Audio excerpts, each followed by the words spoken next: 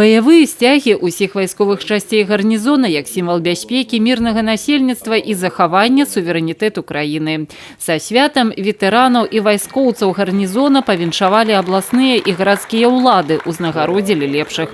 Ужо сёлета ў ходзе праверкі Міністэрствам абароны краіны, дзе вайсковыя часці брэсцкага гарнізона з пастаўленымі задачамі справіліся на выдатна. 38-я гвардейская дэсантна-штурмавая брыгада і 115-й зенітны ракетны полк.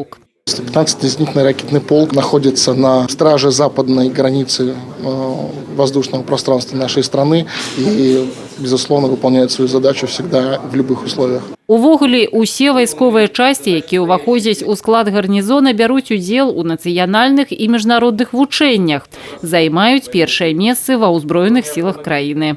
Традиционно бригада занимает лидирующие места в ракетных войсках и артиллерии как западного оперативного командования, так и вооруженных сил, выполняет поставленные задачи в соответствии с планом подготовки по предназначению.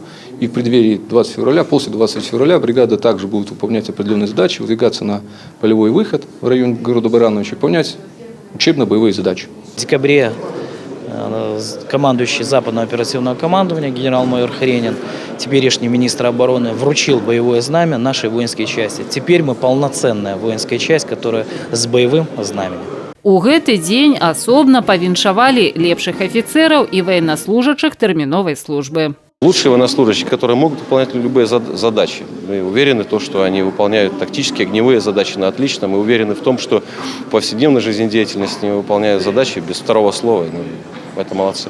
А таксама выказали словы падзякі за выхаванне сапраўдных грамадзян краіны их маці. Конечно же, волнение родительское, материнское, оно всегда абсолютно присутствует. Я думаю, армия, конечно же, идет на пользу любому молодому человеку. Больше самостоятельность, рассчитываешь время свое, формирует характер именно то, что именно мужественность. В первую очередь, мой долг быть военнослужащим.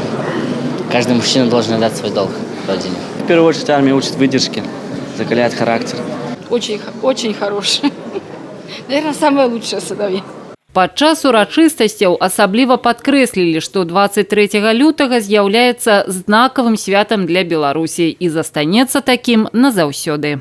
Хотелось бы поздравить всех жителей Республики Беларусь, которые связаны с обеспечением безопасности нашего государства, тех, кто работает и в вооруженных силах, тех, кто работает и на предприятиях, промышленности, в сельском хозяйстве, всех, кто обеспечивает безопасность.